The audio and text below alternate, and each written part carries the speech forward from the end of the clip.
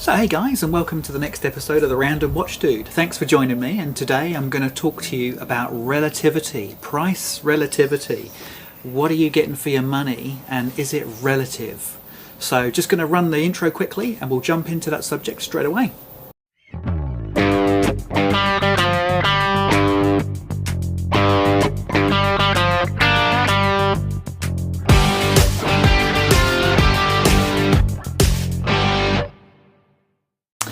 Yeah, so guys, price relativity. Now, what do I mean by relativity? And I'll give you an example of this. My old boss, where I used to work, he was a great one for talking about relativity.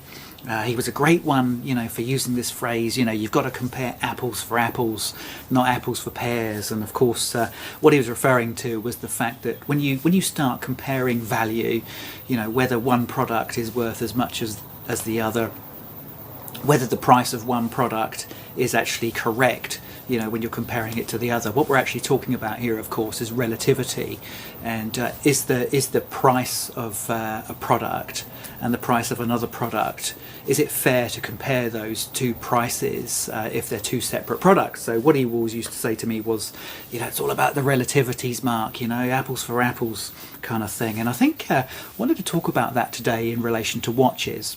And I'll give you a really good example. Now today I'm wearing my, I'll just hold that up in front of the camera there. Today I'm wearing my Omega 2254.50. This is a 41mm. It's quite commonly referred to as the Peter Blake. It's not a name that I like to refer to it as, but it is commonly known as that. It's the black Pierce Brosnan type, or Pierce Brosnan era Omega with the lovely solid case back, guys. Look at that lovely gorgeous case back with the hippocampus on it. So I've got this on today, and I've just actually got this watch back from service. It cost me a fortune to get it serviced. It was about, in the end, because I got the sapphire glass replaced as well, because it had a couple of little scratches on it. With the sapphire glass replaced as well, the service cost me about 1,400 New Zealand dollars, which is about 700 quid, something like that, about 1,000 US. And I got this watch back, so the total value, and so we're just going to talk about values here, the total value of this watch now, bearing in mind I paid just under $5,000 for it when I bought it about 3 months ago. I've now paid another $1,400 to get it serviced. So this watch owes me about 6,400 New Zealand dollars, which is about sort of 3,000 to 3,500 pounds. And of course that's a lot of money, particularly given that it's a 20-year-old watch. But the reason I decided to pay that amount of money to get it serviced, there's a lot of money for a service. And I'm very happy with the service, of course, and the watch is now running, perfectly, exactly as you'd expect. But the reason I was happy to pay that was because, in my mind, relatively speaking, despite the fact that I was paying, $1,400, just to get somebody to open the case back and put some lube on the moving parts and replace any moving parts and replace the seals and do a pressure test. Although that's a heck of a lot of money, isn't it? Particularly when you look at that, break that down into an hourly rate. I'm sure that's a very good hourly rate for the service agent, but at the same time I thought, no, this is actually still really good value.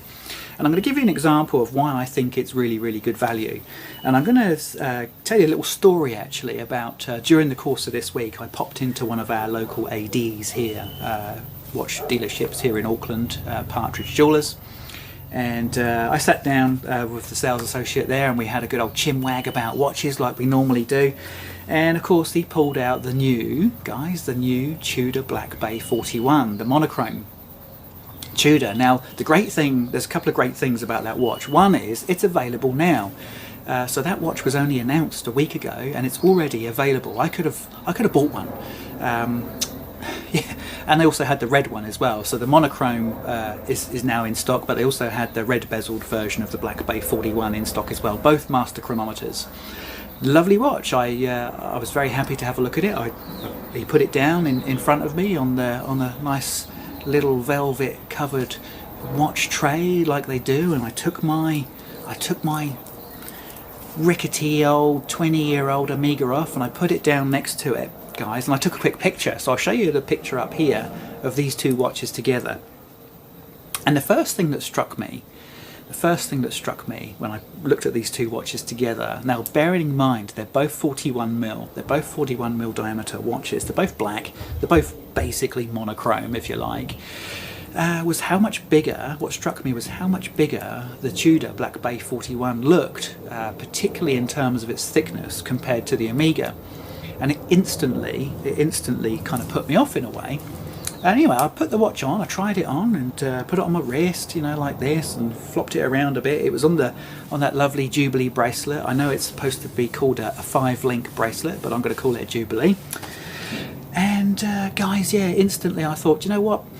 I really want to like this watch. I really want to love this watch, but because I've been wearing this for a little while, and this is another, I guess, another example of relativities. I just didn't like it. It felt it was reassuringly heavy, I will say, compared to this. It was reassuringly heavy, but it was also too chunky, and kind of made me think, well, you know what? That's a 7,800 New Zealand dollar watch, the Tudor, and this one, let's say this one, which is basically running like a brand new watch now, just around 6,000 New Zealand dollars. So this watch is 20% cheaper, and I'm happier with it. I think it's a nicer watch for me. So guys, I'm sat there in the AD's showroom looking at this Tudor, comparing it to my Seamaster 2254.5, and I'm thinking that, okay, the relativity's not looking good here, because I'm actually preferring my 2254 to this new monochrome 41mm Black Bay. Anyway, I look behind the sales associate, and he's just this huge wall of Blancpain. Now, forgive me for my pronunciation, guys, of Blancpain.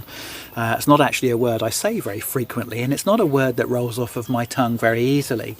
A bit like, according to some of you guys in the comments, a bit like my pronunciation of the word Omega.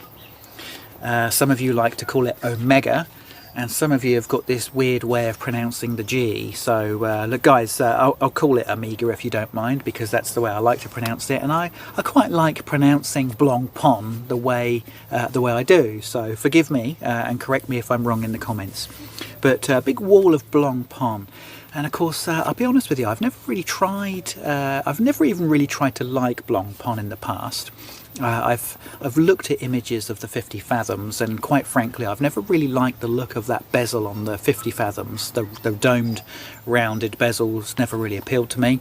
And I always looked at the photographs and thought, oh, it doesn't look like a particularly exciting watch. And I've never really got excited about it enough to want to go and try one on. Anyway, there was a big wall of these Blancpains over the shoulder of the sales associate whilst we were looking at this Tudor, and I said, mate, would you mind if I tried on that 50 Fathoms? And of course, within 2 minutes, you know, we got some Blancpains out on the table, and I tried on the 50 Fathoms Bathyscape first, and I'll be quite frank with you guys, I thought it was a bit dull, and I actually looked at the price tag and I thought, wow, really?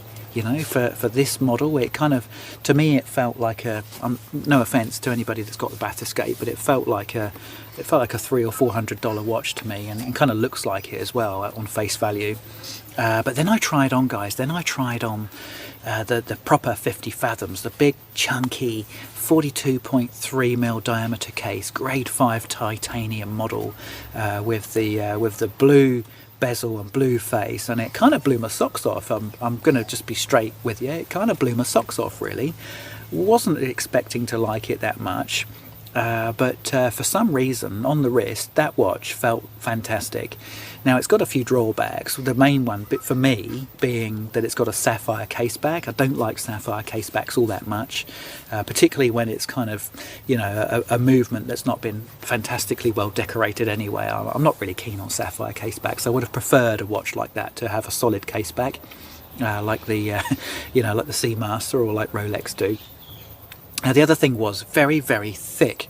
It's a big watch. Now, surprisingly big actually, although the dimensions say it's 42.3mm.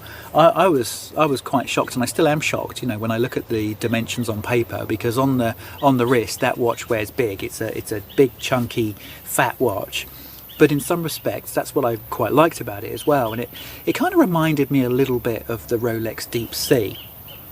But before I go on to that comparison, I had a quick sneaky cheeky look at the price tag of this watch whilst I was, rolling it around on my wrist like you do. You have a cheeky little look at the price tag, don't you, just to see if you're going to get the shock of your life or not.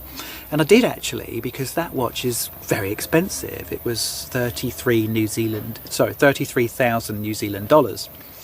Now that, in comparison, is compared to the Seamaster, for example, it's 5 times more than the Seamaster. It's definitely easily 5 times more than the Tudor Black Bay 41.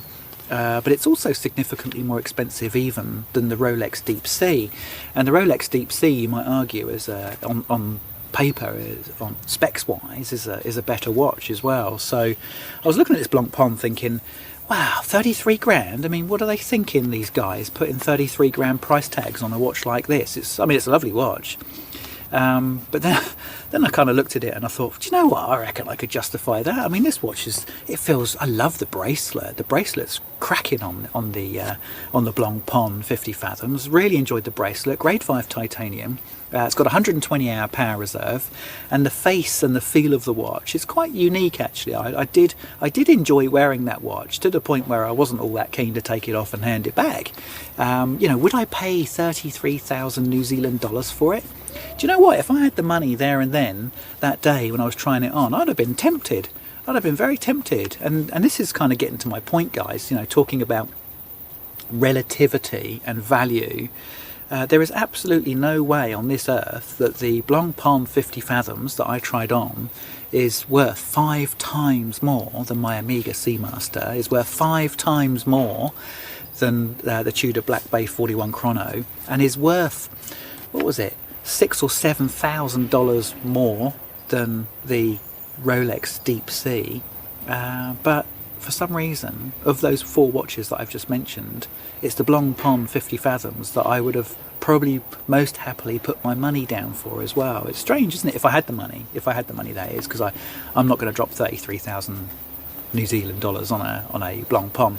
I might be tempted if they offered me a significant discount on it, to the tune of 20 to 30%, and I'm travelling soon and I can get the GST taken off because I'm technically exporting it on my way out overseas. I would be very tempted then. In fact, I probably would push the button and go for it.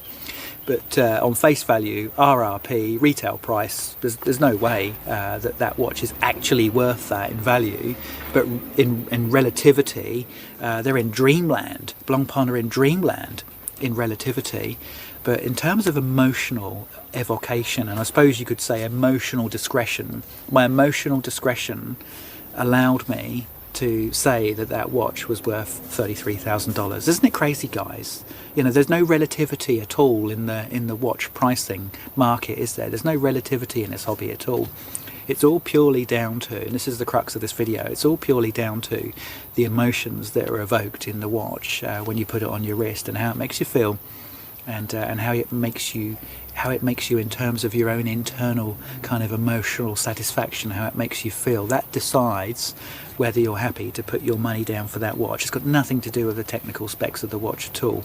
Nothing at all to do with that. It's all to do with the emotions that it evokes within you. So, interesting, guys. I just wanted to make this video just to kind of share that experience with you about relativity, price relativity, how I felt about the Tudor Black Bay, and actually the fact that, when all said and done, guys, I actually think that Blancpain 50 Fathoms is a fantastic watch. I really like it. One day, I think I might even own one. What do you think of that? Thanks for watching the video, guys. Really appreciate any input that you've got for me in terms of pronunciation of watch names, Omega in particular, and Blancpain. Stick those in the comments, how you think I should pronounce it, how you'd like to see me pronouncing it, and I look forward to seeing you guys on the next video. Cheers.